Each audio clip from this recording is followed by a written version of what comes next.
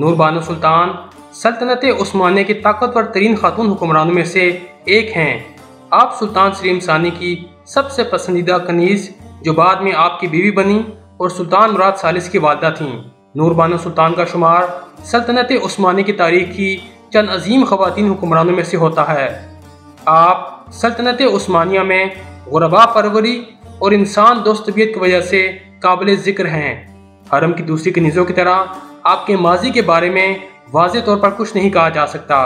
کچھ مورخین کے مطابق آپ کا تعلق ایک یہودی خاندان سے تھا، جبکہ کچھ روایات کے مطابق آپ 1525 میں موجودہ یونان کے ایک جزیرے پاروس کے جاگیردار نکولو وینیر کے ہاں پیدا ہوئیں۔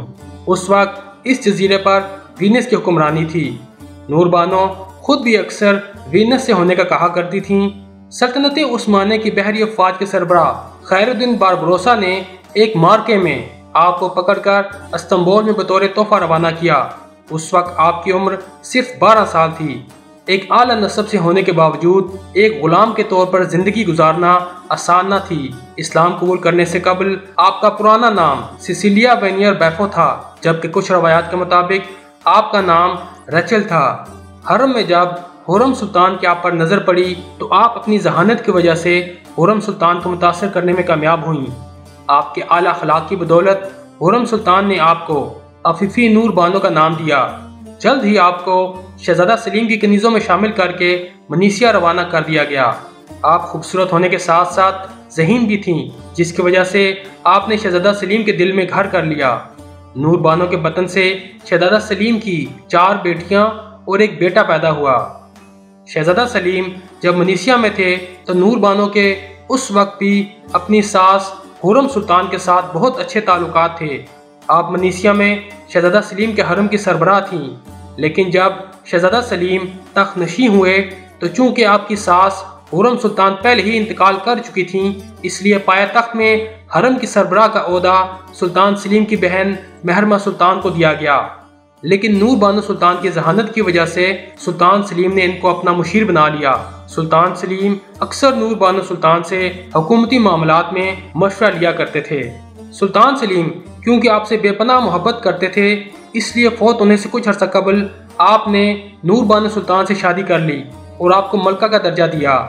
1574 میں جب سلطان سلیم کا انتقال ہوا تو آپ کے بیٹے شہزادہ مراد منیسیا میں بطور گورنر تعینات تھے۔ اس وقت نور بانو سلطان نے شہزادہ مراد کے استنبول پہنچنے تک سلطان سلیم کی وفات کو مخفی رکھا، جس وجہ سے آپ کا بیٹا شہزادہ مراد سلطان بن گئے۔ اس عمل کی وجہ سے سلطان مراد آپ کی بہت زیادہ عزت کرتے تھے اور آپ پر اعتماد اور انحصار کرتے تھے۔ اپنے والد کی طرح سلطان مراد بھی حکومت کے اہم معاملات میں نور بانو سلطان سے مشاورت کیا کرتے تھے۔ بطور والدہ سلطان نور بانو سلطنت کی سب سے طاقتور خاتون بن کر ابھریں۔ نور بانو سفارتی سطح پر زیرک خاتون تھیں۔ آپ نے نہ صرف سلطنت کے امور کو دیکھا بلکہ غلاموں کی مدد کی اور یہودی تاجروں کو تحفظ فراہم کیا۔ آپ نے وینس اور فرانس کے ساتھ بہت اچھے تعلقات قائم کیے۔ فرانس کی ملکہ کیتھرائن کو استنبول میں اپنا سفارت خانہ بنانے کی پیشکش کی اور فرانس کے تجارتی مراعات کی تجدید کی۔ یہ کہا جاتا ہے کہ بطور والدہ سلطان اپنے 9 سالہ دور میں آپ کی وینس کو دی گئی مراعات کی وجہ سے جمہوریہ جنوا آپ کی شدید مخالف تھی، اور یہ بھی کہا جاتا ہے کہ جنوا ہی کے ایک جاسوس نے آپ کو زہر دیا جس سے آپ کی موت واقع ہوئی۔ کچھ مورخین کے مطابق وینس کے ساتھ امن قائم کرنے میں آپ کا بہت بڑا ہاتھ تھا۔ نور بانو سلطان اپنے فلاحی کاموں کی وجہ سے بہت مشہور تھیں۔ آپ نے مساجد، اسکول، حمام اور سوپ کچن بنوائے۔ آپ کی سب سے مشہور تعمیر عتیق والدہ مسجد کمپلیکس ہے جو استنبول میں تعمیر کی گئی۔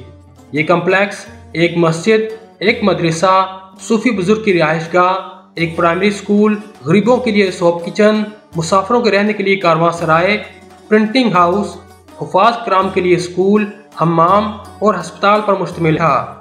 نور بانو سلطان سلطنت عثمانیہ کی پہلی خاتون تھیں جنہوں نے استنبول میں لائبریریاں تعمیر کروائیں۔ دسمبر 1583 کو 58 سال کی عمر میں نور بانو سلطان انتقال کر گئیں۔